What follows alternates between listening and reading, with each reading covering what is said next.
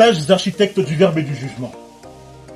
Chers participants silencieux à cette joute oratoire, Monsieur le Président, l'usage par la commodité aurait exigé de moi une entrée spectaculaire, subséquemment à la hauteur de ce concours. Et compte tenu du charme qui m'anime, suite au plissement complice de vos lèvres que j'ose interpréter comme un écho bienveillant à mes propos, et pour dissiper cette fraîcheur accablante qui frappe la ville de Lubumbashi, quoi de mieux que ma salutation climatise l'auguste assemblée. La bédaine ventrale est-il un signe de richesse? Monsieur le Président, céleste aéropage. Aujourd'hui, les riches payent des fortunes pour perdre ce qui jadis était très important. Ils comptent les calories, ils mesurent les glucides, achètent des tapis de course et s'infligent des régimes dont le prix pourrait nourrir toute une famille. Pourtant, il fut un temps, Monsieur le Président, où le ventre rebondi n'était pas une honte. C'était un statut social.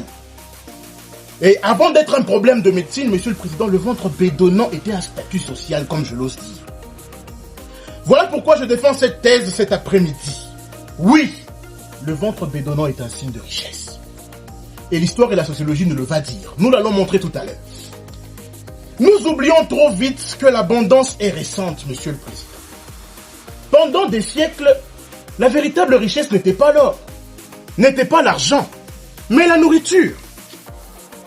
Et ceux qui avaient des ventres bédonnants envoyaient un message clair à tout le monde. J'ai mangé à ma faim. Le ventre était alors un coffre-fort biologique, une réserve visible, une preuve de surplus. Ainsi, le premier argument est historique, Monsieur le Président. La bédaine ventrale naît de l'abondance. Et l'abondance, n'est-ce pas là la définition de la richesse? N'est-ce pas ce qu'on appelle richesse quand on est dans l'abondance? Monsieur le Président, le corps parle. Le corps a toujours parlé. Autrefois, les mains calleuses signifiaient qu'une personne a beaucoup travaillé. La posture d'une personne prostrée avec son dos recourbé signifiait qu'elle était fatiguée. Et maintenant, imaginez-vous la duplicité ventrale d'une personne en train de marcher. Envoyez aussi un message que je n'ai pas besoin de votre argent, j'en ai suffisamment. Passons à l'autre point, Monsieur le Président, le second, où nous sommes en train de confronter cette hypothèse. Le pauvre obèse et le riche mince. Monsieur le Président, cela ne contredit pas ma thèse, au contraire, elle la confirme. Certes, les époques ont changé, mais cela reste pareil, le principe reste le même. Avant, nous mangions beaucoup et cela signifiait richesse.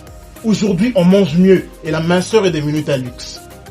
Étant donné que mon sujet frôle un peu la bêtise, permettez, cher Président, que j'enfile cet artifice sombre d'éclaircissement visuel pour le mieux éclairer. Monsieur le Président, quand le pauvre calcule, le riche gaspille. Quand le pauvre comptabilise sa richesse, les riches lui se resserrent encore et encore. Et les riches, il oublie même l'addition. Le ventre, lui, lorsqu'il naît de l'excès, il devient le monument visible de cette liberté. La liberté de ne pas manquer. La liberté de consommer davantage. Et Monsieur le Président, or, dites-moi, la richesse, n'est-ce pas aller au-delà de ce que nous avons besoin? Dois-je conclure? Faut-il conclure?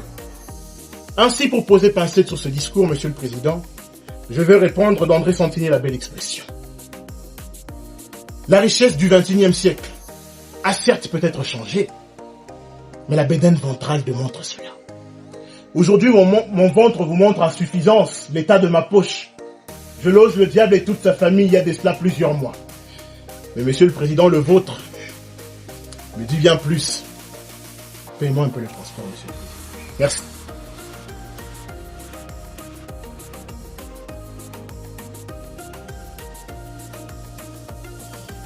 Bien, Monsieur Joël. Merci.